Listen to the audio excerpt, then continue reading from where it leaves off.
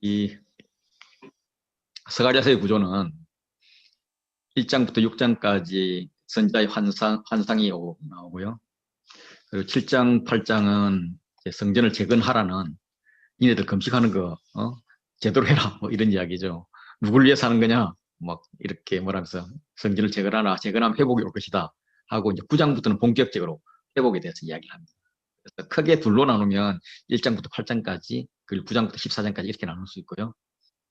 저는 그냥 편의상 이번 때는 1장부터 6장 하고 다음 주는 1장부터 11장 3절까지 하고 이렇게 1장부터 6장은 처음 시작할 때 하나님 말씀이 임했어요. 그럴 때 임하면서 니네들 과거에 잘못했지 하고 과거를 이야기를 하고요. 아랫부분에 A-에서는 6장 9절부터 15절은 하나님 말씀이 또 이제 여호와의 전을 건축하라 라는 메시지로 미래에 대하여 말씀하십니다. 현재에 대해서 말씀하시는 거죠. 그리고 그 사이에 가운데에 8개의 환상이 나와요. 그래서 이 8개의 환상을 요한계시록에서 요한이 이렇게 그 이미지를 가지고 와서 요한계시록을 썼기 때문에 스가랴서가 우리에게 상당히 중요하게 이렇게 되죠. 근데 환상이라는 게 사실 뭐 잘 모르잖아요. 너무나 어렵잖아요. 예를 들면 이 환상은 눈에 보이는 건데 그 보이는 것의 표현이 현대 우리랑 같을 수가 없거든요. 예를 들어서 뭐 우리 김익관 선교사님이 이스라엘에서 한국까지 비행기를 타고 온다 그러면 그걸 만약에 스가랴가 봤다면 어떻게 표현할까? 뭐 그냥 제 상상으로 표현을 해보면 큰 새가 있었더라. 그 새는 철로 되었더라.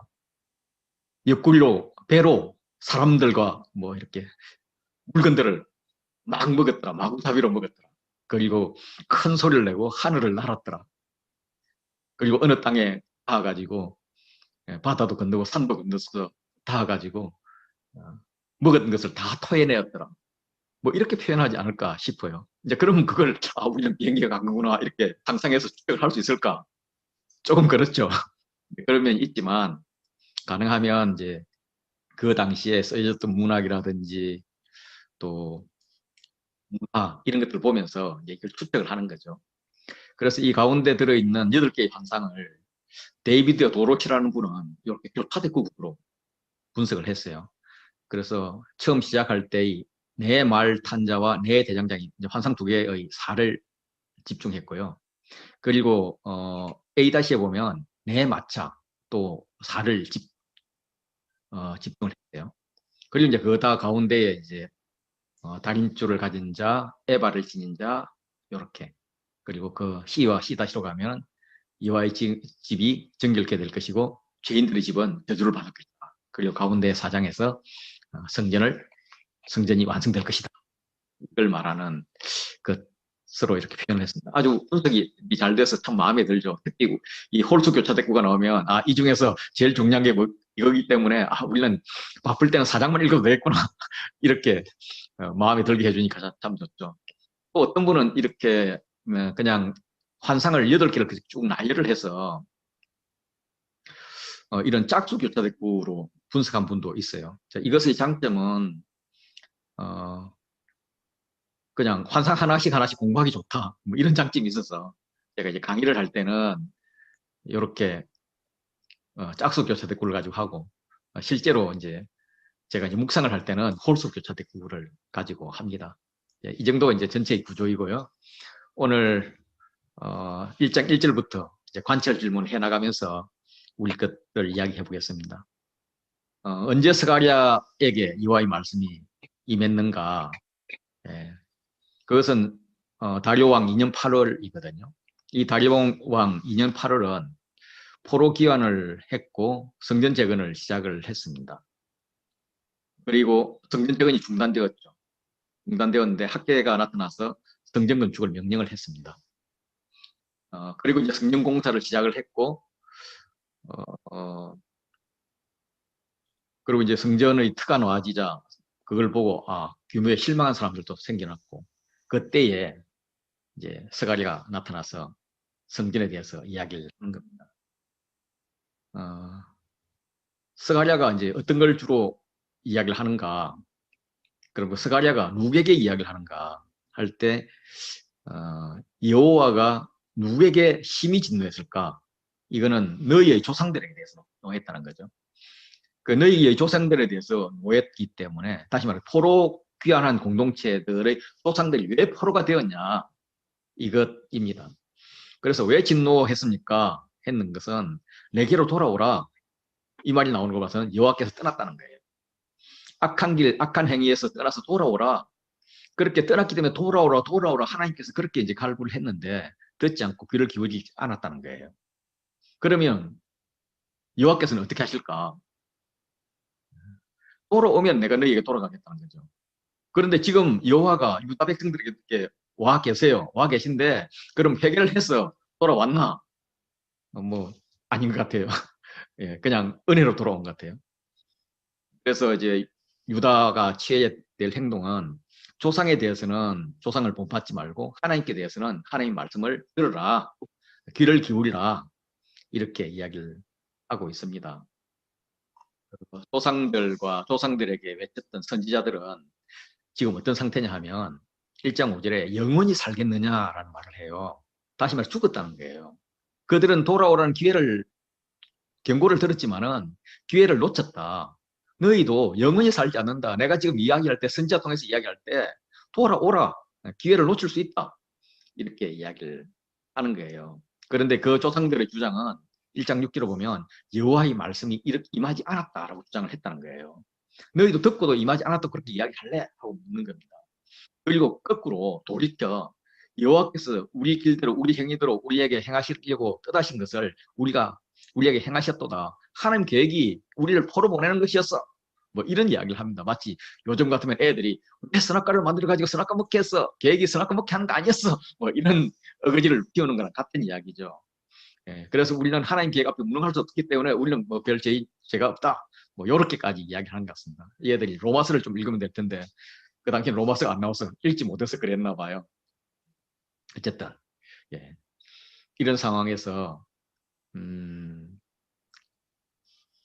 여호와의 환상이 와가지고 다시 한 번 더 이제 2년 8월에 왔던 것이 이제는 2년 11월에 한 번 더 옵니다. 그것도 밤에 와요. 밤에.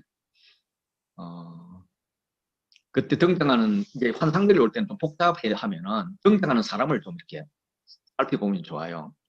등장하는 사람이 누군가 봤더니 이제 당연히 스가랴 선지자가 등장을 할 거고, 또 한 사람이 등장을 하는데 그 한 사람은 붉은 말을 타고 골짜기 화석류 나무 사이에 서 있습니다. 그리고 그 뒤에 붉은 말과 자줏빛 말과 백마가 있어요. 또 하나는 스가랴에게 계속 이제 말해주는 천사가 있어요. 그래서 좀 헷갈려요. 뭐 이 사람이 저 사람 같고 저 사람이 저 사람 같은데 이걸 이제 좀 잘 이렇게 보면 좋겠고, 스가랴의 환상에서 한 사람이 붉은 말을 타고 골짜기 속까지 뿌리가 뻗은 화석류 나무 사이에 서 있습니다.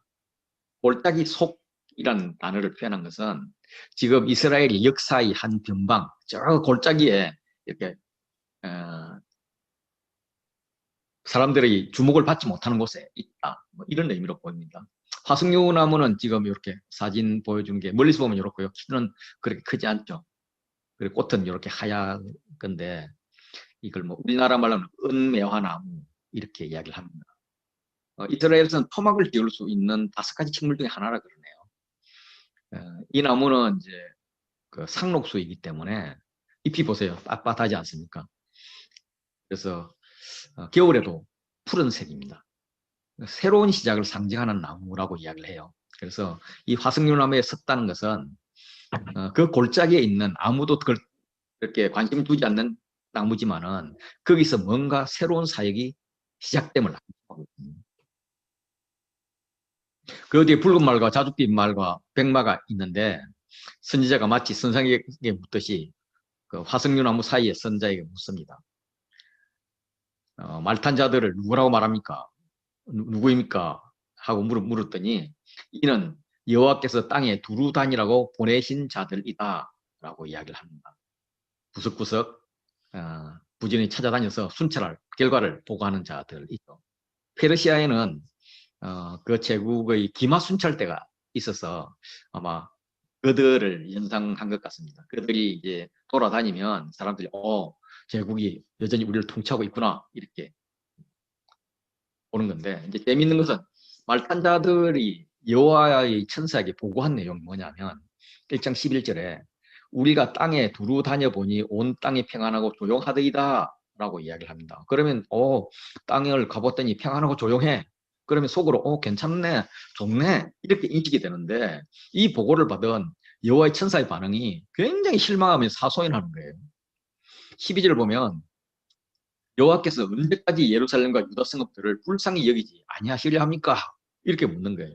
그러면서 이를 노하신 지 70년이 되었습니다 라고 이야기하는 거죠. 그래서 다시 말해서 지금 이제 이스라엘을 제국이 이렇게 정복을 했는데 이스라엘 지역이나 이런 데가 평안하면 안 된다는 거죠. 지금은 뭔가 이렇게 문제가 있어가지고 하나님의 통치가 다시 시작돼야 되는 거고, 하나님께서 예레미야를 통해서 70년 동안 70년 후에 회복될 거라고 분명히 말씀을 하셨으면, 이제 물론 이제 70년은 이제 긴 시간이라는 그런 의미인데, 이 스가랴는 몰라, 나는 그냥 70년이면 딱 70년이야 뭐 이렇게 해가지고 70년 지났다고 지금 억지를 부리고 있습니다. 그래서 또 이렇게 이런 것도 또 좋은 억지면 하나님께서 들으시죠. 그래서 결국 포로 귀환한 자들에게 열방이 평안하다 하는 것은 여전히 이스라엘에 대한 열방의 통치가, 이방인 나라의 통치가 있기 때문에 결코 좋은 소식이 아니었죠. 우리 학개서 하면서 오레스가 죽은 후에 캄비세스가 있었고, 그가 이제 막 이렇게 주변 나라를 정복하고, 또 가오마타가 반란 일으키고, 다리오가 반란 일으키고, 다리오가 그걸 이제 다시 왕이 되고 나서 이제 또 반란 제압하고, 이런 기간 동안에 굉장히 혼란이 있었다는 걸 봤잖아요. 그래서 이제 이걸 다리오 왕 지금 2년 있다니까 이 초창기에 이걸 보는 사람들은 이제 이 나라도 망할 때가 된 모양이구나 이렇게 생각하는데, 안정을 찾아가니까 얼마나 실망스러웠겠어요. 그래서 이런 거짓 평화에 대해서 지금 하소연을 하고 있습니다. 어쨌든 이스라엘이 여호와로부터 버림을 받은 것은 사실이지만 이제 70년이 지났기 때문에, 또 70년 후에는 회복시키는 약속도 있기 때문에 뭔가 투쟁의 싹이라도 나야 되지 않냐, 좀 이런 것을 이야기하는 것 같습니다. 어쨌든 여호와께서 그 스가랴에게 말하는 천사에게 뭔가를 말씀을 하십니다. 내용은 모르지만 11장 1장 13절 보면 선한 말씀, 위로하는 말씀이라고 합니다. 다음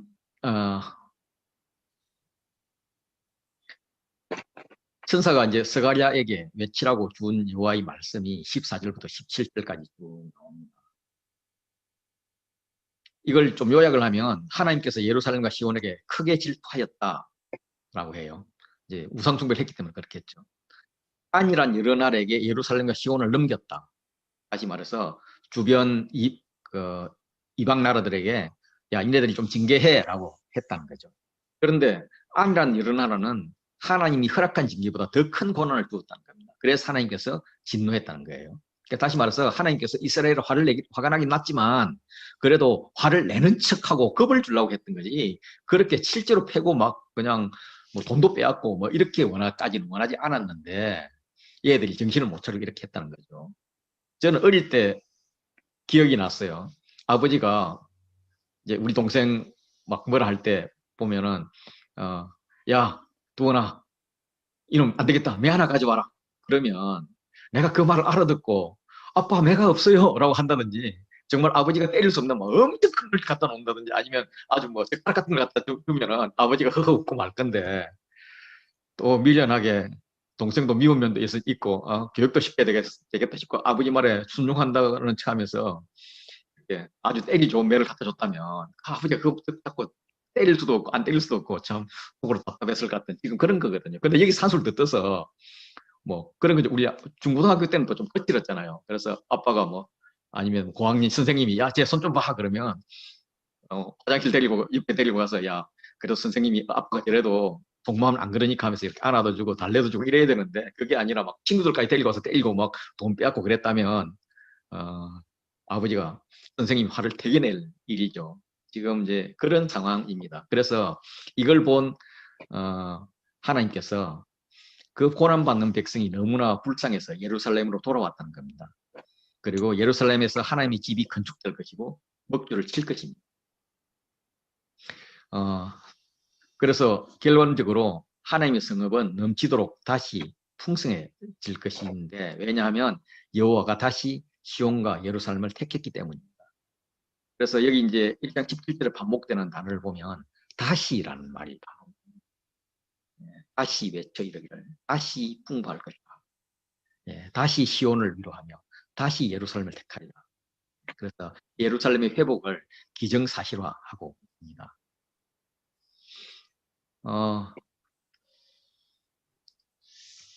스가랴 다시 눈을 들었을 때 보았던 환상은 4개의 뿔입니다. 이 뿔들이 무엇인가 뭐 정확히는 알 수 없지만 유다와 이스라엘과 예루살렘을 흩뜨린 뿔입니다.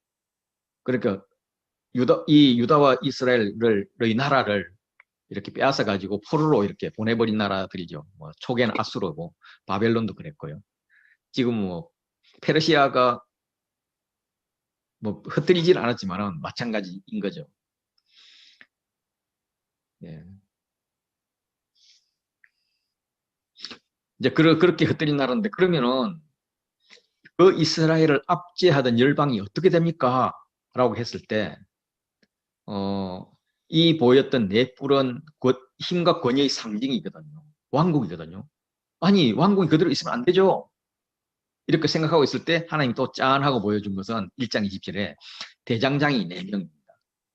예, 대장장이 4명이 뭐하러 왔나 물어봤더니 1장 21절에 유다를 흩뜨린 여러 나라들을 두렵게 하고 그들의 뿔을 떨어뜨리려 왔다는 겁니다. 예, 물론 이제 이 포로옥장 공동체의 현실은 그냥 내 뿔이 여전히 존재하는 그런 상황이지만, 그렇지만 믿음의 눈으로 보면, 소망으로 보면 다시라는 4번을 사용한 그런 회복이 있을 거라는 거죠. 그래서 그 4번의 다시와 네 대장장이를 통해서 괴롭혔던 열방을 징계하는 그런 모습이 보여야 되겠죠.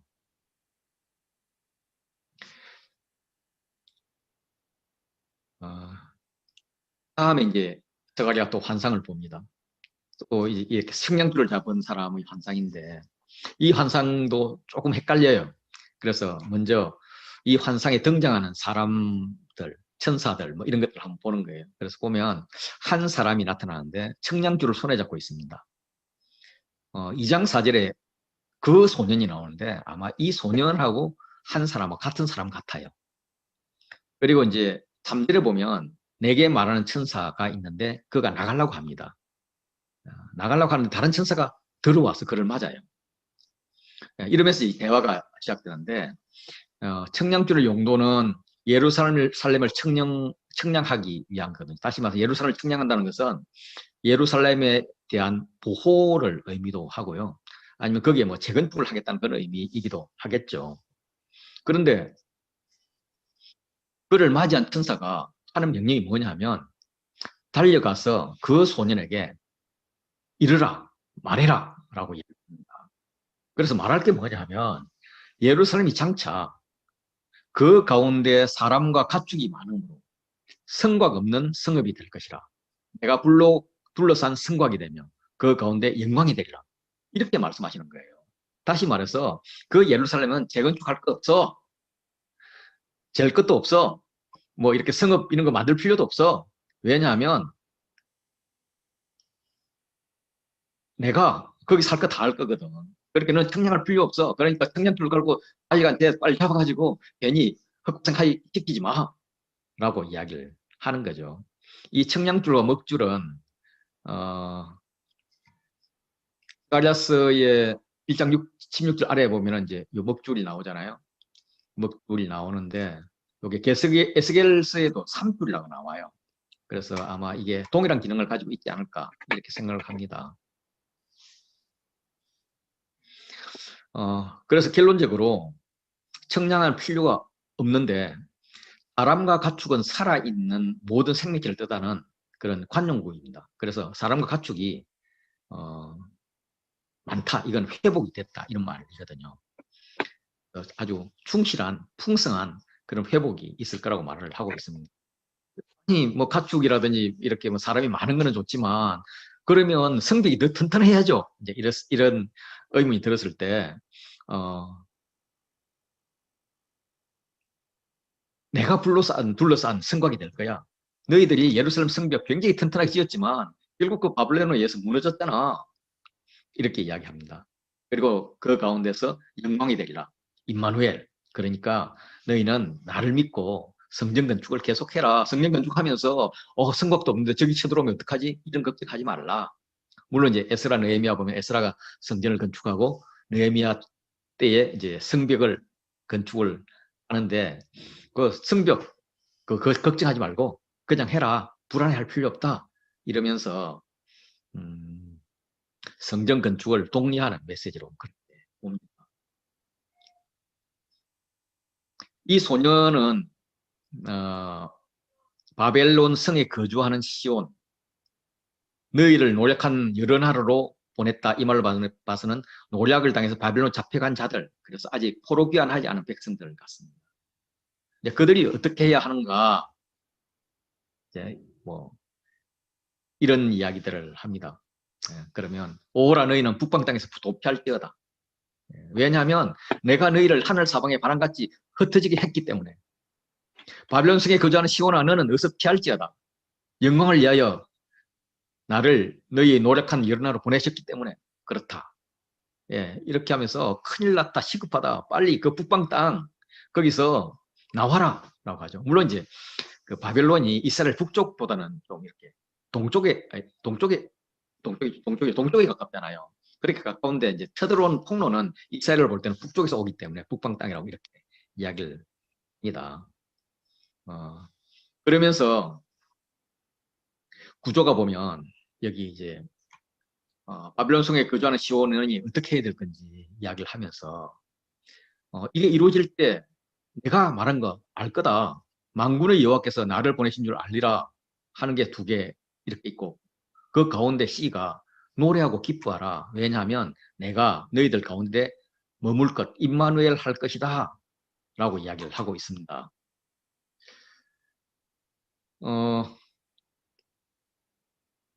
왜 하나님께서 천사를 시온을 노략한 여러 나라로 보내셨냐 하면 8절에 너희를 범하는 자는 그의 눈동자를 범하는 것이라. 다시 말해 구원과 보호를 확실히 하겠다고 하나님께서 말씀하시는 거예요.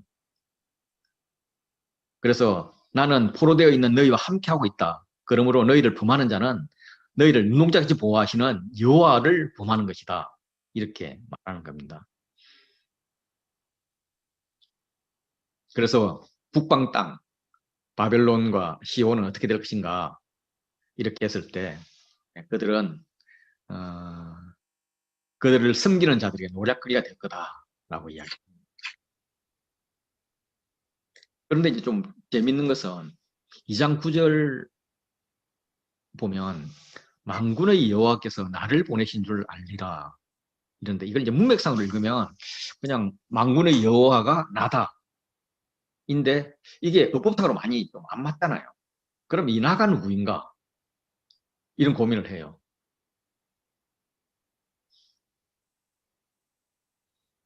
이 장 10절은 이제 여호와의 말씀에 시온에 따라 노래하고 기뻐하라. 이는 내가 와서 내 가운데 머물 것임이라.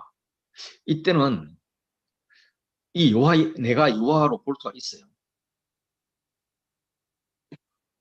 근데 11절도 보면 9절과 마찬가지로 여호와로 볼 수는 있겠는데 여호와께서 보내신 나? 좀 이상한 거예요. 여기서 이 스가랴스를 해석하는 것이 이제 이 나라는 존재, 여호와이면서 여호와가 다른 나라는 존재를 아는 오늘날은 해석이 제대로 되는 거고 이걸 몰랐던 그때는 참 이게 미궁이었을 거다 이렇게 생각을 하면서 오늘 이제 이걸 보면 좋을 것 같습니다. 그래서 하나님께서는 어쨌든 결론적으로 장차 유다를 거룩한 땅으로 할 것이고 자기 소유를 삼으시고 다시 예루살렘을 택할 것이라고 그렇게 말씀하세요. 아니 왜 그러시는데요? 이렇게 물으면 13절에 모든 육체가 여호와 앞에서 잠잠할 것. 예. 왜요? 여호와께서 거의 거룩한 처소에서 일어나셨다. 하나님이 주권을 행사하기 시작했다. 하나님 주권인데 너희가 왜 큰 소리야? 나는 그렇게 하기로 결정했어. 라고 이야기를 합니다. 예. 그래서 바벨론 성에 잡혀가 있는 백성들에게 너희는 예루살렘으로 돌아와라. 그 일을 하시는 분은 만군의 여호와시다.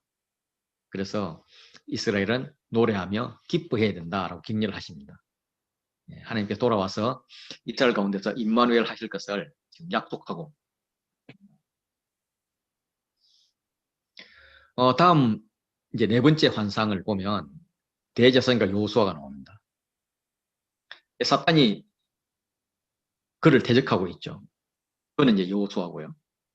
이거는 여호수아를 천상회의 혹은 천상법정에 세우고 사탄이 대적하는 그런 행상입니다. 그래서 여호수아는 피고고 사탄은 이제 그 이렇게 검사라고 해야 되나요? 검사인 셈이고 판사는 하나님께서 판사고 스가랴는 뭐 방청객 혹은 변호인 정도로 이렇게 보여요. 그래서 이런 천상회의가 스가랴서만 나오는 게 아니라 다른 성경이 많이 나와요. 욥기 1장 6절 보시면 하루는 하나님의 아들들이 와서 여호와 앞에 섰고 사탄도 그들 가운데 온지라 이러면서 욥기에는 사탄이 천상회의에 등장하는 게 나와요. 시편에도 이런 말들이 나오거든요. 82편 1절 보면 하나님은 신들의 모임 가운데서 서시며 하나님은 그들 가운데서 재판하시느니라. 이게 뭐 천상회의 장면은 이사야도 또 예레미야에도 이렇게 나와요. 열왕기상에도 나오고요. 구약 시대에서는 천상회의에 사탄도 참가한 것 같이 지금 나오거든요. 그러면 사탄이 어떻게 여기 참가할 수 있어? 하면서 이게 된 논란이 있습니다. 논란이 있는데 어, 그냥 제 생각, 실론이 제가 신학자가 아니니까 제가 그냥 생각은 아마도 요한계시록 12장에 나오는 예수님이 태어나면 죽이려고 하고 기다리다가 예수님께서 그들도 보지 않고 가버리니까 그때 난리를 피웠던 사탄이 있거든요. 그래서 그 난리를 피다가 미갈에 쫓겨서 땅으로 도망왔단 말이에요. 내쫓기고 내쫓기고 또 내쫓거든요.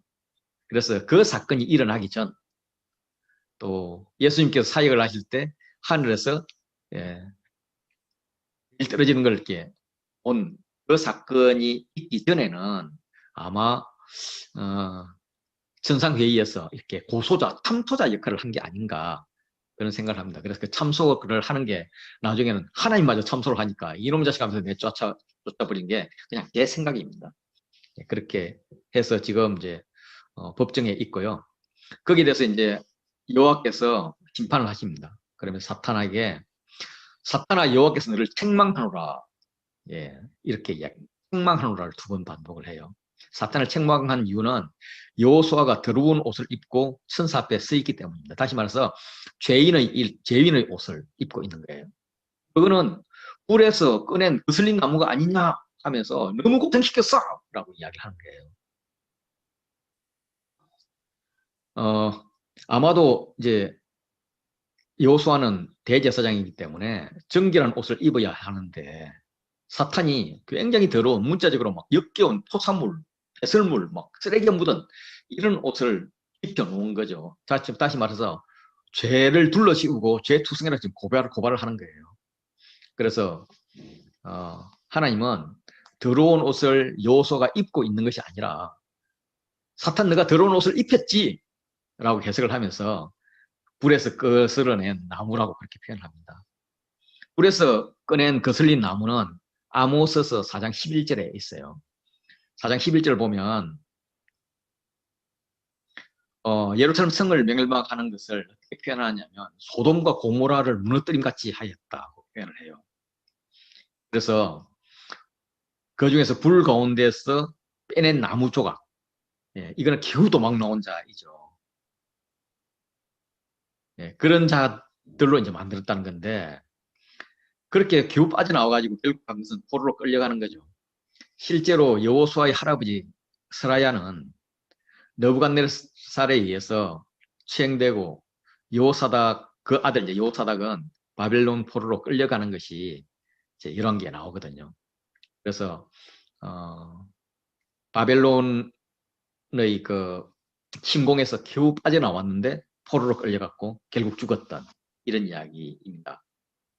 지금 포로 귀환 자들도 바벨론에 잡혀갔다가 바벨론에서 겨우 나와서 살아 돌아온 그런 이스라엘을 대표한다고 볼 수가 있습니다.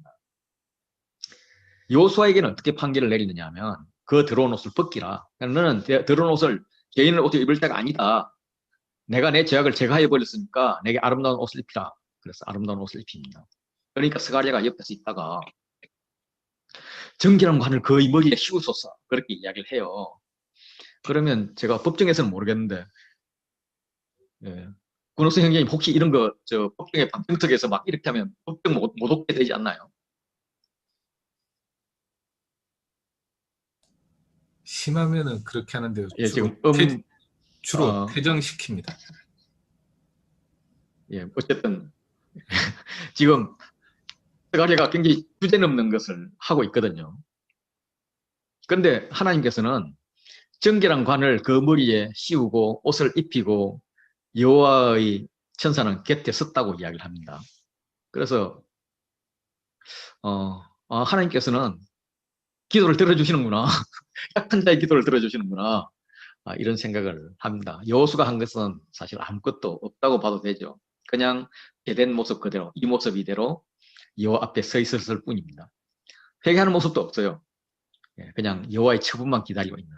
이 기다리고 있는 이거는 참 잘한 거죠. 나는 참소하지만 하나님께서는 죄가 없는 것으로 여겨버리시는 거죠. 사탄의 참소는 전혀 탐구하지 않습니다. 오히려 꾸짖습니다. 그래서 아름다운 옷을 입혀서 대제사장직을 온전히 회복시켜 줍니다. 정치적 지도력을 의미하는 관까지 씌워서 그 역할을 더 확장시켜 주는 거죠.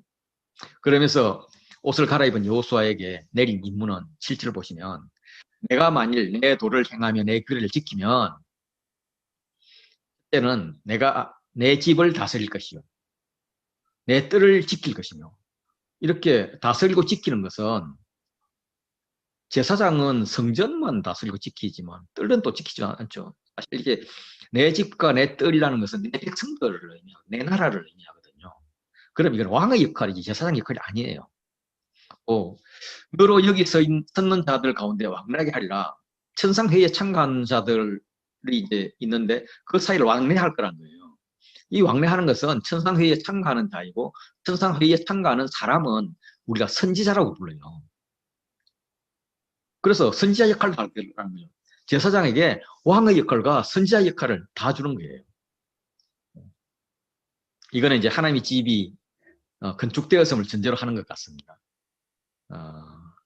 그래서 앞으로 이스라엘이 만들어가야 할 나라는 종교적 순수성을 가진 제사장 나라, 또 왕 같은 왕이자 제사장인 나라, 이걸 말하고 있는 것 같습니다. 그래서 저는 이걸 읽으면서 베드로전서 2장 9절 우리 굉장히 잘 아는 익숙한 그 말씀이 생각이 났었어요. 너희는 택하신 족속이요 왕 같은 제사장들이요 거룩한 나라요 그의 소유가 된 백성이니 이는 너희를 어두운 데서 불러내어 그의 기이한 빛에 들어가게 하신 이의 아름다운 덕을 선포하게 하려 하심이라.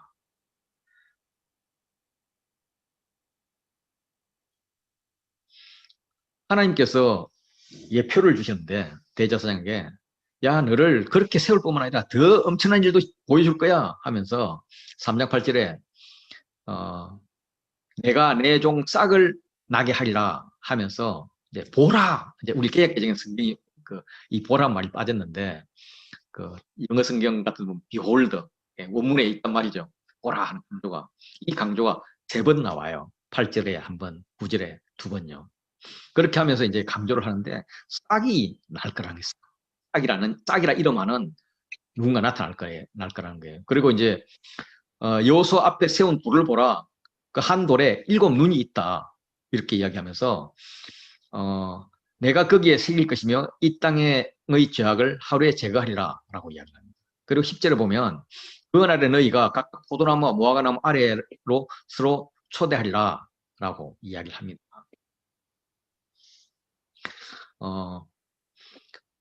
8절 처음 한번 보시면 대제사장 여호수아야 너와 내 앞에 앉은 내 동료들은 내 말을 들을 것이다.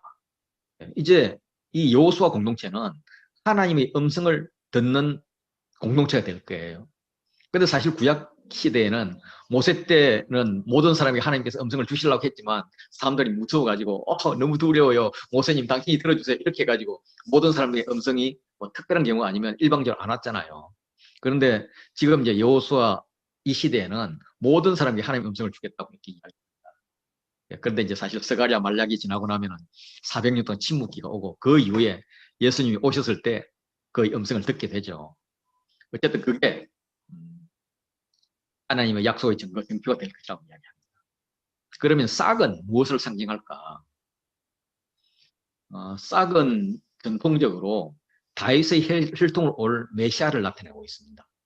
그래서 이사야서에 이제 이 이야기가 많이 나오죠. 특히 이제 유명한 게 이사야 11장 1절이잖아요. 이새의 줄기에 산 싹이 나며 그 뿌리가 가지에서 결실할 것이요 이거잖아요. 뭐 그 외에도 예레미야라든지 스가랴 이라든지 이런 이야기들이 많이 나옵니다. 돌은 무엇을 상징할까? 돌은 그냥 단순하게 생각하면은 제사장 옷에 박힌 보석으로 이렇게 볼 수도 있지만 세운다 이런 이런 단어로 볼 때는 좀 큰 돌 같아요. 그러면 성전을 의미하는 것으로 볼 수가 있습니다. 궁극적으로는 메시아죠. 건축자의 버린 돌을 하나님께서 진 모퉁이의 머릿돌로 썼잖아요. 그 돌에는 7눈이 있습니다. 7이라는 것은 이제 충만, 완전을 뜻하지 않습니까? 그래서 이 7눈은 여호와의 눈은 세상에서 하나님을 일하심을 묘사할 때 사용되는 이제 7눈이 여호와의 눈은 그렇게 사용되죠. 그래서 하나님께서 약속의 땅 위에 항상 있을 것이다. 성전에 항상 있을 것이다. 물론 온 세상을 도르고 다니지만 꼭 필요할 때 너희에게 올 것이다. 너희를 돌보시고 보호하실 것이다. 이런 메시지를 줍니다. 또한 이 여호와의 눈은 하나님의 속성을 묘사할 때도 사용됩니다. 하나님의 전지전능하시고 공의롭시고 그렇다 이런 걸 주는 거죠. 그래서 완전한 하나님께서 임하실 것이고 속성이 돌로 상징되는 그런 하나님이 임하실 거다. 다시 말해서 메시아에 대해서 이야기를 하고 있는 거죠. 이거는 이제 세상을 두루 감싸는 하나님의 영과 관계가 있습니다. 그리고 이제 무화과나무 아래로 서로 초대할 거다라고 하는 것은 평화와 풍요의 시대가 왔다. 이제 무화과나무나 포도나무는 그 아래로 초대하는 것은 그늘 위에서 쉰다는 의미도 있지만 포도 먹으러 오세요, 무화과 먹으러 오세요 이런 잔치를 의미하거든요. 솔로몬이 사는 동안에 포도나무 아래와 무화과나무 아래에서 평안히 살았다 하는 게 열왕기상에 나와요.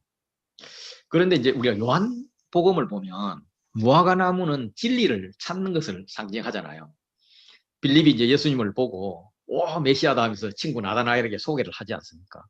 근데 나다나엘은 뭐 나사렛에서 난 게 뭐 나겠냐 그러면서 거부를 하는데 와서 보라 라고 해서 이제 억지로 끌려가는데 예수님이 나다나엘을 보자마자 이야 너 참 이스라엘이야 간상도 아무것도 없어 막 이렇게 엄청난 칭찬을 하는데 그냥 지근둥하잖아요.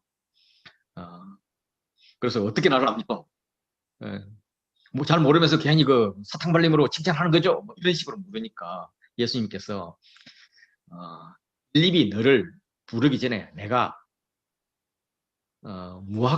무화과나무 아래에 있을 때 보았다라고 이야기하잖아요. 그래서 이 한마디에 나다나엘이 바로 이제 자세를 낮추면서 랍비여 당신은 하나님의 아들입니다. 당신은 이스라엘의 임금입니다. 이러잖아요. 그러면 무화과나무 아래에 있다는 것을 보았다는 게 도대체 뭘 의미하길래 이렇게 갑자기 이렇게 우리를 들어올까? 이제 그래서 무화과나무는 이제 메시아를 기다리는 진리를 수련한 장소였습니다. 그래서 히브리어로 진리와 무화과는 쇠캐도 쇼캐도 이렇게 발음이 비슷하다고 그러잖아요. 그래서 아마도 나다나엘이 수시로 무화과나무 아래서 메시아를 기다리며 구약의 말씀을 묵상하지 않았을까? 그때 묵상한 말씀이 지금 스가랴서 3장 10절의 말씀이 아닐까? 싹을 기다리고 있지 않았을까? 뭐 이렇게 추정을 해볼 수가 있습니다. 예수님께서는 나다나엘에게 그렇게 이야기했죠. 야, 너가 뭐 이거 보고 그렇게 놀라냐? 예, 그러면서 더 큰 일을 볼 것이다 하면서 야곱의 사닥다리 이야기를 하죠. 예, 야곱이 꿈에서 본 것을 연상하게 하고 그 꿈은 이제 천사들이 하나님의 얼굴을 보고 싶지만 하나님의 얼굴을 보지 못 보고 그럼 하나님 형상과 닮은 야곱의 얼굴을 보고 싶은데 야곱도 하나님 옆에 있으니까 너무 빛이 나서 보이지 않는 거예요. 그래서 이제 소문을 들었죠. 야곱이 저기 돌배 메고 하고 있어. 하니까 이제 거기 사닥다리를 걸쳐놓고 이제 천사 하나씩 이렇게 교대로 와서 얼굴 확인해보고 간다는 이게 이제 전설 따라 삼천리인데 그런 사닥다리가 될 것이다라고 예수님께서 말씀하시는 거죠. 그래서 이제 이거는 이렇게 쭉쭉 연결해 보면 결국 이제 메시아에 대한 환상이다 이렇게 볼 수가 있습니다. 4장으로 들어가면 순금 등잔 때와 두 감람나무가 등장을 합니다. 그래서 이 두 감람나무 순금 등잔 때에는 기름 그릇 7등잔, 7반 이게 같이 나오죠. 스가랴에게 말하던 천사가 다시 와서 깨워요. 다시 와서 깨운다는 말은 뭔가 할 말이 남았다는 거예요. 중요한 이야기가 남았다는 거죠. 그래서 스가랴는 이제 잠에서 깨어난 것 같이 비몽사몽간의 환상을 봅니다. 천사가 이제 스가랴한테 보여주었을 때 천사가 스가랴에게 내가 무엇을 보느냐 합니다. 그럼 이제 스가랴가 순금등잔대가 있는데 좀 이상해요. 이렇게 저렇게 생겼어요. 이렇게 이야기를 하죠.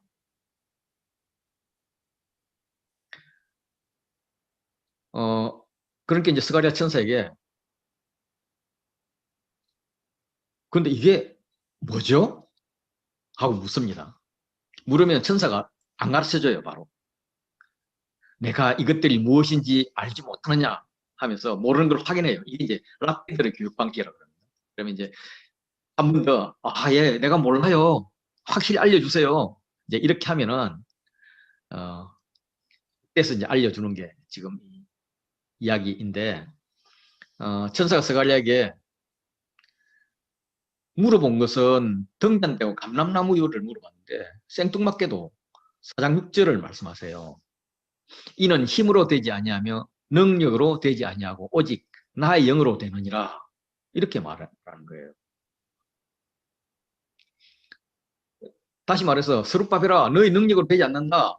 하나님의 영의 도움을 구하라 기도하라 이런 말씀인데 왜 이런 말씀이 나올까?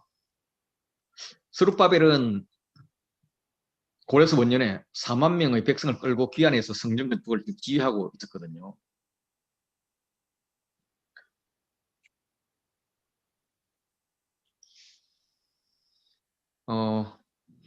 그런데 이제 그에게 갑자기 이야기를 하면서 실제로 이어지는 말씀이 뭐냐면 큰 산아 내게 무엇이냐 내가 스룹바벨 앞에서 평지가 되리라 이렇게 이야기를 한단 말이에요. 그러면 너는 힘이나 능력 다시 말해서 외교 뭐 돈이나 이렇게 힘이나 외교적 능력이나 이걸로 하려고 하지 말고 오직 나의 영으로 되게 기도하라라는 거잖아요. 4장 6절 말씀이. 그럼 4장 7절은 그렇게 기도하면 큰 산도 스룹바벨 앞에서 평지가 될 거다. 라고 이야기를 하고 그것에 이어서 실제로 그 평지에 물돌을 놓을 때 무리가 와 하나님 은혜입니다. 은총입니다. 이렇게 이야기할 게 아니냐라고 이야기를 합니다.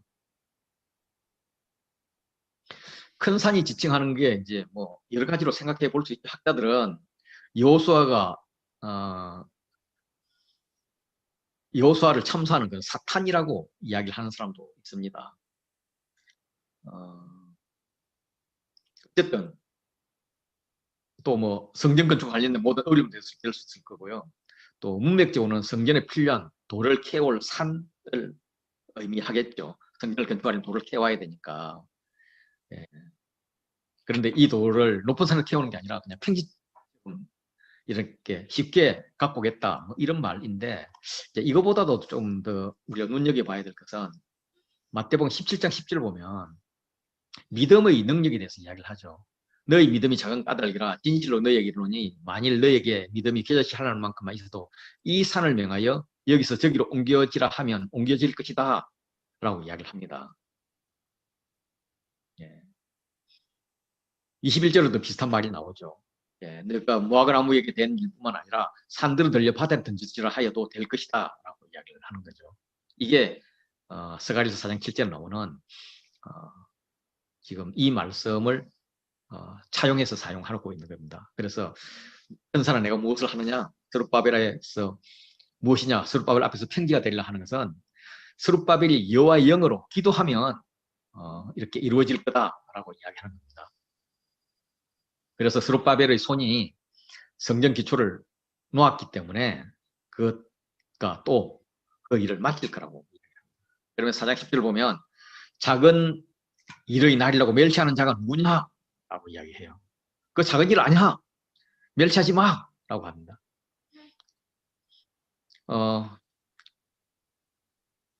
지금 이제 기름 그릇이 나오고 등잔이 나오고 7관이 나오면서 그것을 이제 여호와의 눈이라고 이야기하거든요. 그럼 기름 그릇을 이제 좀 형상화하면 마치 우리의 눈두덩이 비슷해요. 그리고 등잔은 빛이 나니까 우리의 눈알이죠. 그리고 위에 관이 있는 건 눈덮개잖아요. 그러니까 우리 눈 모습, 여호와의 눈도 막 이렇게 이제 사람으로 형상화하고 있는 겁니다. 어쨌든 스룹바벨이 성전의 기초를 놓았기 때문에 그 일을 마칠 것이다. 왜냐하면 여호와께서 도와주실 것이다. 라고 지금 이야기를 하는 거죠. 그러면서 그런 이야기를 들으면서 그런데 그 7등잔이 뭐예요? 하고 이제 물은 것에 대해서 너희가 기도로 성전을 건축할 때 너희를 도와줄 성령이지 라고 지금 말씀하시는 거예요. 그리고 이제 그게 오늘날로 오면 너희를 도와줄 성령의 사람이지 이렇게 되는 거죠. 스가랴가 또 천사에게 묻습니다. 그런데 그 등잔 때는 이제 설명 들어서 알겠는데요. 왜 두 감람나무는 설명 안 해주십니까? 이렇게 하니까 또 천사가 한번 폼을 잡습니다.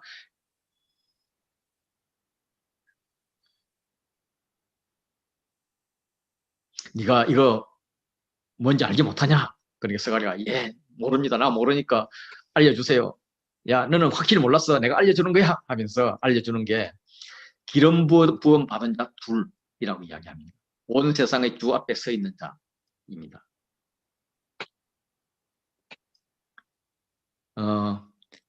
기름 부음을 받은 자 둘이면 그 당시로 보면 여호수아와 스룹바벨이라고 볼 수가 있을 것입니다. 그런데 스룹바벨은 사실 공동이지 기름 부음을 받은 자는 아니거든요. 그래서 사람의 이름으로 한정 지을 건 없고 이게 훗날에 올 메시아다. 그리고 메시아의 제자다. 이렇게 보면 좋을 것 같아요. 이 내용은 요한계시록에 반영이 되어 있습니다. 요한계시록의 이제 9장을 보면 계속되는 재앙 가운데서도 사람들이 회개하지 않아요. 그들이 했던 살인과 북툴과 음행과 도둑질 이런 거 회개하지 않아요. 오히려 우상에 절해요. 그런데 11장에 가면 남은 자들이 두려워하여 하늘의 하나님께 영광 돌리더라 하면서 하늘의 하나님께 영광 돌리는 부분이 나와요. 다시 말해서 회개하고 하나님께 영광 돌린다는 거예요. 그렇다면 이 9장과 11장 13절 사이에 10장 11장이 있는데 도대체 어떤 일이 있었길래 이게 회개가 되었나? 이게 이제 숙제인데요. 요한계시록 10장은 두루마리 이야기예요. 이 두루마리 먹어버리라 하는 거고, 그래서 그거는 이제 그냥 말씀을 먹는다라는 거고, 그리고 이제 그럼 그 말씀을 먹는다는 게 구체적으로 어떻게 표현되느냐 하는 게 11장에 나와요. 근데 그 11장에서 이제 예를 든 게 두 감람나무와 두 촛대 이야기를 하는 거예요. 그럼 이 두 감람나무와 두 촛대는 뭐냐? 할 때 이제 촛대는 등잔 때이고 아까 성령하고 관계돼서 이야기했잖아요. 그런데 요한계시록 보면 촛대는 교회라 그래요. 교회. 그러니까 이제 촛대는 교회인데 두 촛대니까 정인된 교회인 거죠. 정인된 교회라는 것은 결국 성령의 사람들이 모임이잖아요. 정인된 성령의 사람들이 모이는 거죠. 감람나무는 그 정인된 사람들에게 모이는 기름을 공급하는 그런 또 나무잖아요. 예. 여기도 보면 스가랴서에서 두 감람나무가 기둥 같은 사람들이잖아요. 그 교회에. 다시 말해 성령의 사람들이거든요. 그러니까 두 감람나무도 결국은 교회입니다. 교회. 그러니까 두 감람나무 자체가 성인된 교회이고 감람나무와 촛대가 합해서 또 두 개니까 또 정인된. 그래서 정인을 지금 이렇게 맥ገብ으로 이렇게 강조하는 거죠. 그럼 그 정인의 삶이 어떻게 될 것인가 하는 게 요한계시록 11장에 나오고 그들의 정인의 삶으로 인해서 보는 사람들이 회개하는 장면이 나오는 게 11장 부분이에요. 예, 어쨌든 예, 이렇게 이제 스가랴서가 이야기하는 것은 결국 보여주는 이것이 앞으로 교회에 그렇게 이제 이스라엘에 이루어질 메시아의 사역들 것을 보여주는 거죠. 그때 관련된 게 기름 부음 이게 되는 거예요. 여섯 번째 본 것은 날아가는 두루마리입니다. 날아가는 두루마리 길이가 커요. 길이가 20규빗, 너비가 10규빗이에요. 그럴 때 날아가는 두루마리가 상징하는 것은 온 땅 위에 내리는 저주래요. 저주의 대상은 도둑질 하는 자, 맹세하는 자.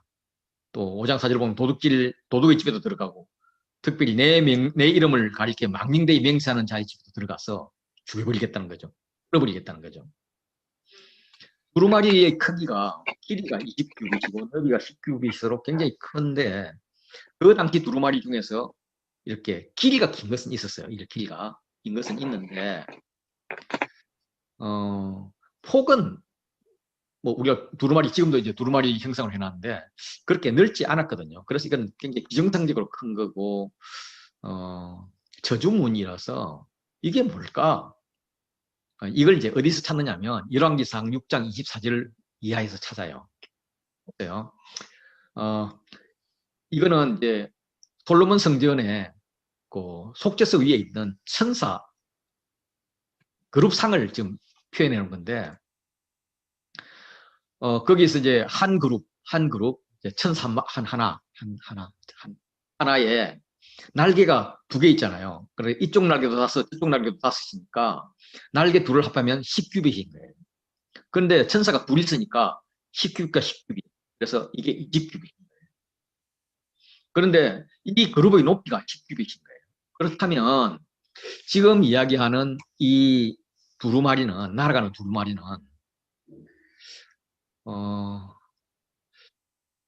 그 속죄소 위에 있는 천사 그 그룹을 이야기한 게 아닌가. 다시 말해서 은혜의 보좌를 이야기한 게 아닌가라고 생각을 하는 거예요.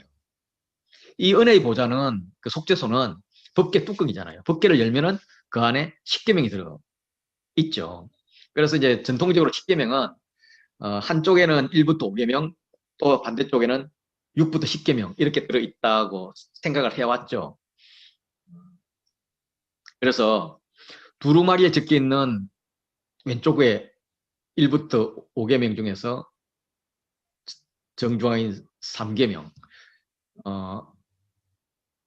거기에 이제 하나님을 망령되이 맹세하지 말라, 망대를 걸지 말라 하는 게 그 세 번째 있잖아요. 그래서 여섯 번째부터 10번째의 제일 중앙이 6, 7, 8계명은 도둑질 하지 말라는 거거든요. 그래서 이것을 이제 이렇게 따져보니까 망령되이 하는 집에도 들어가고 도둑질 하는 집에도 들어가고 막 글 있는 대로 글같이 막 끊어버릴 거다 이런 말로 봐서는 이게 10계명을 이야기하는 게 아닌가 이렇게 생각을 해요. 그냥 좀 어쨌든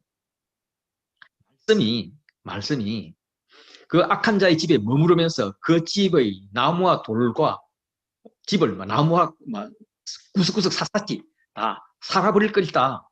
다 불태워버릴 것이다. 이렇게 하면서 말씀의 심판을 이야기를 해요. 그래서 이걸 누가 보냈습니까? 했을 때 만군의 여호와입니다. 만군의 여호와 하나님께서 보내신 거죠. 왜냐하면 예루살렘 법정은 율법을 어긴 자들에게 죄를 묻지 않고 오히려 부자와 권력자들이 이권을 챙겨주는 그런 기관이 되어버렸기 때문입니다. 정의가 없어져 버렸기 때문이죠. 그래서 도둑의 집에도 들어가고 하나님 말씀을 망인되이 맹세하는 집에도 들어가서 그 집에서 떠나지도 않고 완전히 송두리째 불살라 버리겠다라고 말합니다. 일곱 번째 환상에는 또 에바가 나오고요. 에바는 우리말로는 뭐 뒤주, 그러니까 이제 그 공물을 측량하는 바구니이죠. 바구니이니까 그렇게 큰 건 아니고 한 24리터 정도 되니까 우리가 이제 1.8리터, 2리터로 치면 2리터짜리 그 물병이 한 12개, 15개 정도 이렇게 있으면 되니까 뭐 1리터짜리 15개면 별로 크지도 않잖아요. 이게. 그 크지도 않는 그런 이제 그 쌀바구니, 뭐 디주 바구니 이렇게 보시면 될 것 같습니다. 근데 에바가 상징하는 것은 온 땅에서 그들의 모양이 이러하니라 하면서 온 땅에 가득한 죄악을 의미를 해요. 그래서 죄악 가운데 에바 가운데 한 여성이 딱 나타나요. 나타나는데 그것이 악이라고 그렇게 하는 거죠. 그러니까 디주 안에는 악들을 두드러 하고 그중에 한 여인이 나타나 보이는 거죠. 이 악에 대한 조치는 다시 에바 속으로 집어넣고 나서 그 위에 납조각을 에바 어기로 던졌습니다. 그렇게 뚜껑을 다시 납뚜껑을 덮어버리는 거죠.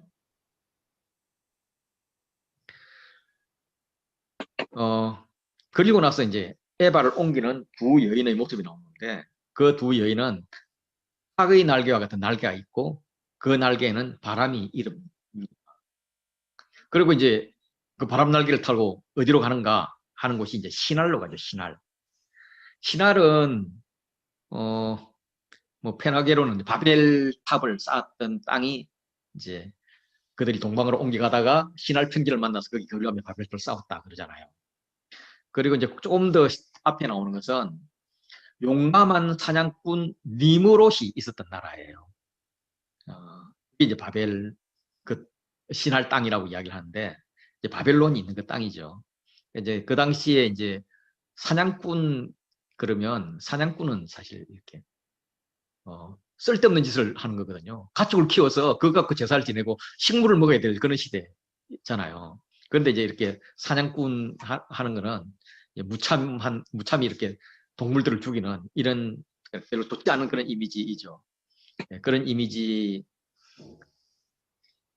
그냥 굉장히 세상적인 그런 것을 볼 수가 있습니다. 그래서 신할 땅에 뭘 하러 가느냐 하니까 에바를 위하여 집을 지으러 가고 그 집이 중공되면은 에바를 놔둘 것이다. 다시 말해서 신전을 만들면 신전에 악덩어리들을 다 놔둘 거다라고 이야기를 합니다. 그래서 이 악은 이스라엘이 포로로 끌려갈 때 죄 때문에 끌려갔잖아요. 그래서 그때는 이제 사람이 악과 같이 끌려갔거든요. 근데 이번에는 이스라엘에서 이 악이란 존재 그 자체가 전부 다 천사에게 끌려가지고 신할 땅으로 가버리는 거예요. 바벨론. 그래서 이제 이스라엘은 더 이상 악이 남아있지 않는 그런 상태가 될 거예요. 악이 발붙일 곳이 없는 상황이 될 거다라고 이야기를 지금 하고 있습니다.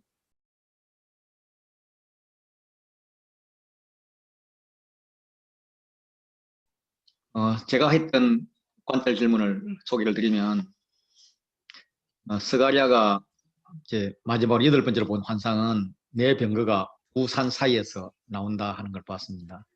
산은 구리산입니다. 구리산이 뭘까? 우리는 그 의미를 알 수 없습니다. 여기에 대한 정보들이 연결된 게 없어서 알 수가 없고요. 다시 말해서 몰라도 된다는 이야기로 또 볼 수 있고요. 내 병거는 어떤 말들이 끌고 있었나? 붉은 말들, 검은 말들, 흰 말들, 또 네 번째는 어릉지고 건장한 말들이 메고 있습니다. 이걸 천사들이 무엇이라고 설명해 주었나?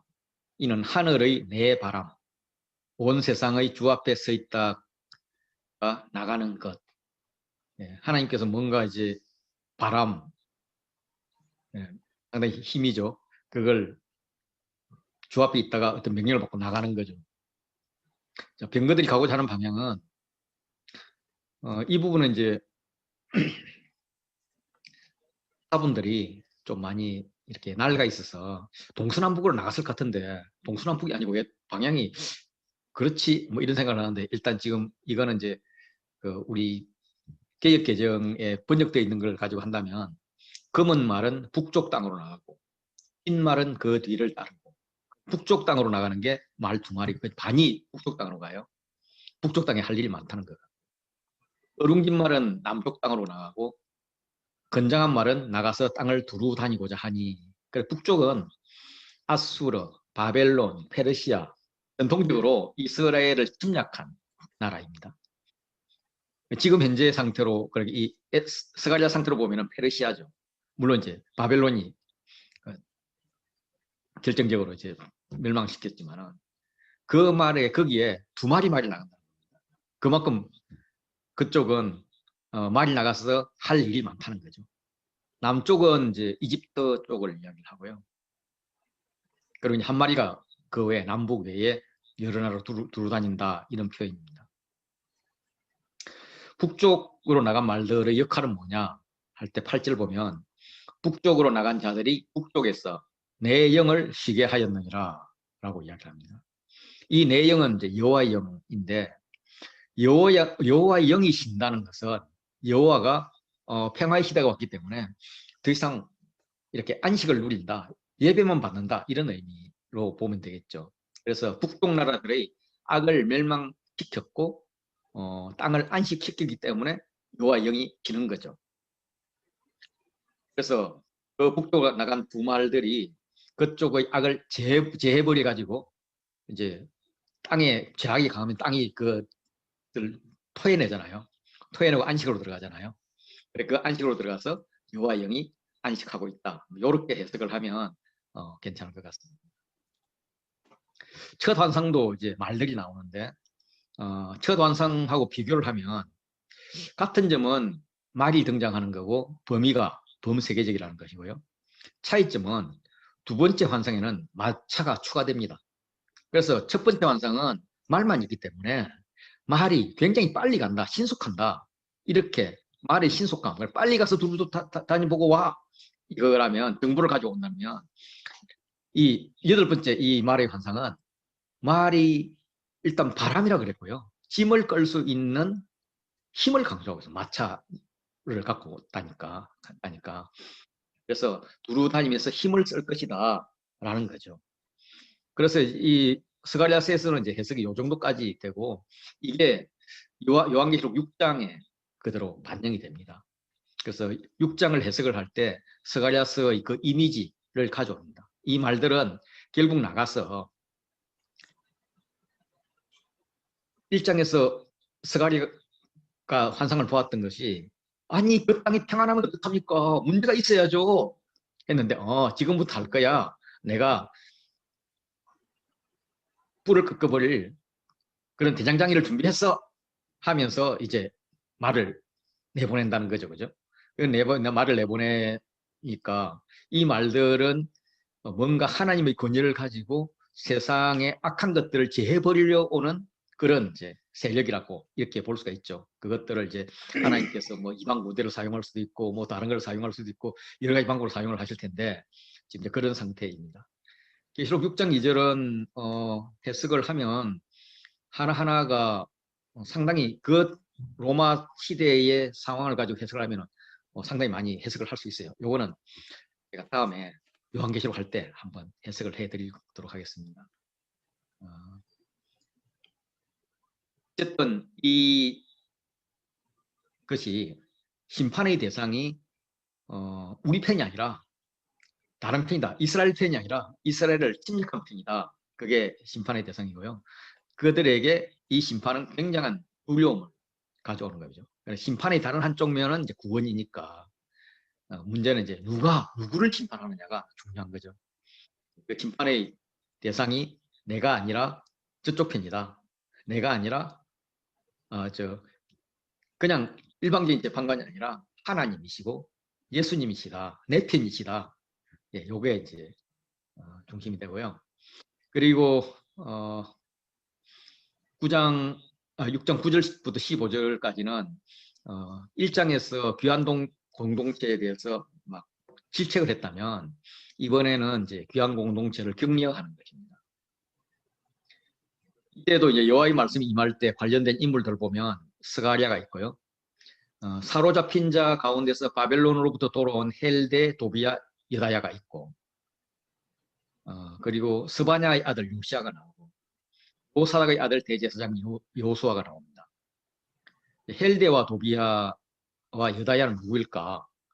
신상 정보를 알 수가 없습니다. 그래서 그렇게 중요하지 않다고 생각하고 그냥 여기에 내 이름을 집어넣어도 문제가 없지 않느냐 뭐 이런 생각을 합니다.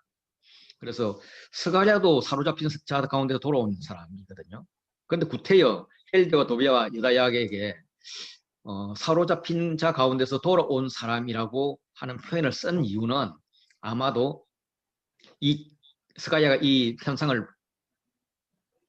보던 그 당시에 최근에 돌아온 사람으로 판단이 됩니다. 그렇게 스가랴는 그전에 먼저 와 있었고 최근에 이제 이 세 사람이 돌아왔다는 거죠. 그러면 그 돌아온 사람에게 금은 다시 말해서 돈이 제법 있는 거예요. 그리고 그걸 스가랴가 가서 나한테 줘라고 요구할 수 있어요. 그렇다면 이들은 성전 건축을 위해서 돈을 가지고 온 자들이에요. 그래서 개인적으로 굉장히 부자이거나 아니면 바벨론에 지금 남아있는 자들로부터 헌금을 모아온 자라고 이렇게 볼 수가 있습니다. 그러면 그들이 스바냐 아들의 요시아 집에 갔는데 스바냐 아들 요시아는 누구일까? 이걸 이제 열왕기하 25장 8절에 보면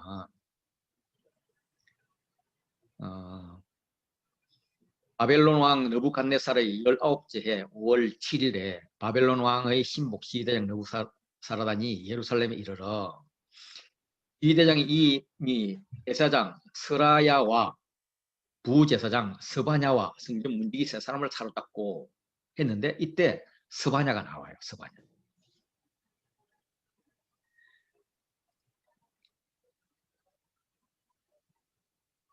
그렇게 해서 이 세 사람을 포함해서 백성 60명을 잡았거든요.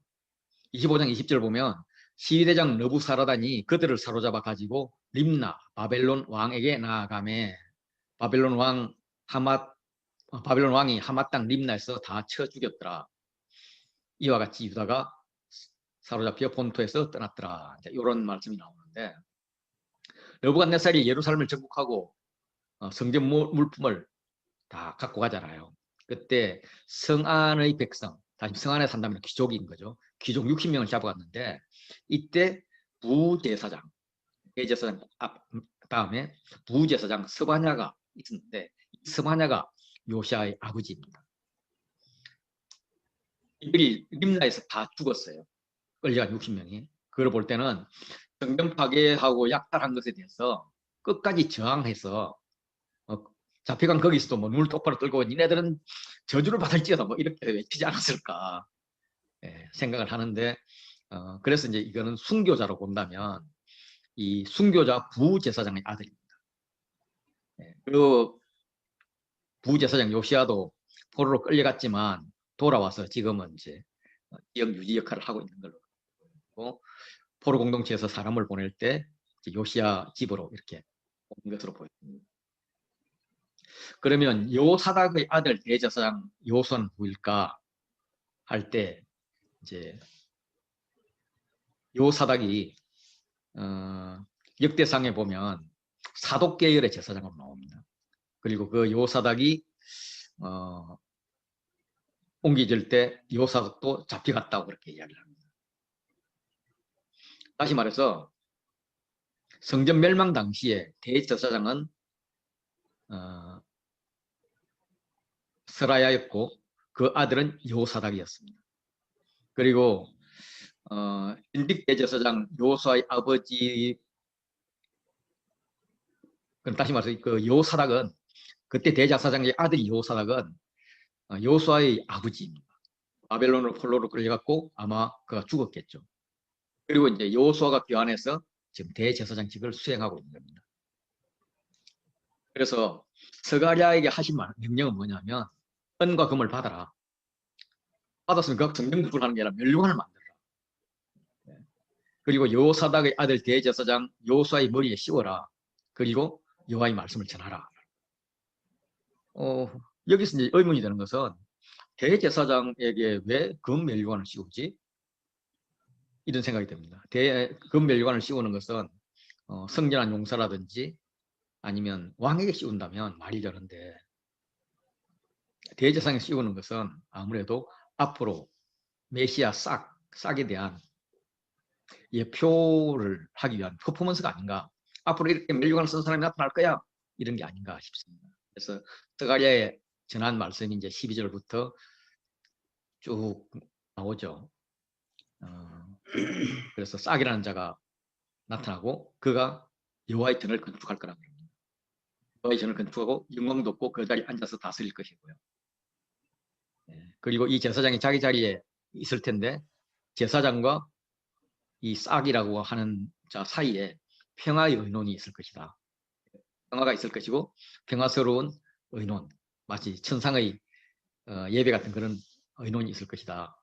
그리고 그 멸류관은 여호와의 전 안에 두는데 이름이 약간 바뀐 헤렘과 도비야와 여다야와 또 스바냐의 아들 헨을 기념하기 위해서 이렇게 한다 하는데 갑자기 이제 스바냐 아들 아까 요시아에서 헨으로 바뀌었어요. 그래서 이게 요시아의 형제인지 아니면 요시아를 다시 적은 건지 그거는 잘 모르지만 형제로 본다면 아무래도 헨은 아직도 포로기한 공동체 그대로 있고 아마 돈을 모으는 걸 주도로 해서 상당히 많은 돈을 모아서 도비야와 여다야와 헬렘 뭐 이들이 같이 이제 가져왔고 헨을 안 왔는데 대신 헨의 형제 요시아에게 보낸 게 아닌가 이렇게 생각이 듭니다. 그래서 이 부분을 한번 쭉 분석을 해보면 여호와의 전을 건축할 때는 싹이라는 사람이 하나 나오고요. 그리고 두 번째는 15절에 먼데 사람들이 와서 여호와의 전을 건축할 거라 그럽니다. 그러면 스룹바벨이 아니에요. 그러면 우리가 알고 있는 스룹바벨 성전은 스룹바벨 성전이 아니네? 이렇게 볼 수가 있죠. 여기서부터 학개스에서 이야기했지만 학개 스가랴 에스라가 짓는 성전은 물리적 성전이 아닐 가능성이 굉장히 높다. 물론 물리적 성경도 만들었지만 싹이라는 이름하는 자가 도단할 곳은 자기 곳이래. 곳이 사람하고 관계없다는 거예요. 사람은 예루살렘에서 났으면 좋겠는데 예루살렘에 안 날 거라는 거죠. 싹이 여호와의 전을 건축한 후에 어떻게 되느냐 하면 그가 여호와의 전을 건축하면 영광을 얻어요. 그 자리에 앉아서 다스려요. 그리고 제사장과 평화의 의논을 합니다. 싹이 대제사장 역할을 그럼 하냐? 할 때에 대제사장하고 의논을 하기 때문에 대제사장 역할은 안 해요. 그럼 여호수아에게 씌웠던 멸류관은 어떻게 되나? 할 때 여호수아는 퍼포먼스하고 여호와의 전 안에 둬요. 왜 그 안에 두느냐 하면 이렇게 재물을 보내온 자들을 기념하기 위해서 둔다고 그렇게 얘기하는 거죠. 이들이 그만큼 어려울 때에 충성했다 그런 말 같습니다. 그래서 은금을 가져다 준 스가랴에 준 사람에게 추가된 인물이 스바냐의 아들 헨입니다. 아까도 말씀드렸지만은 헨은 바벨론에 있어서 헌금만 보냈을 것이고 헨의 형이나 동생이 요다 집으로 보내서 거기서 의논을 했을 거라고.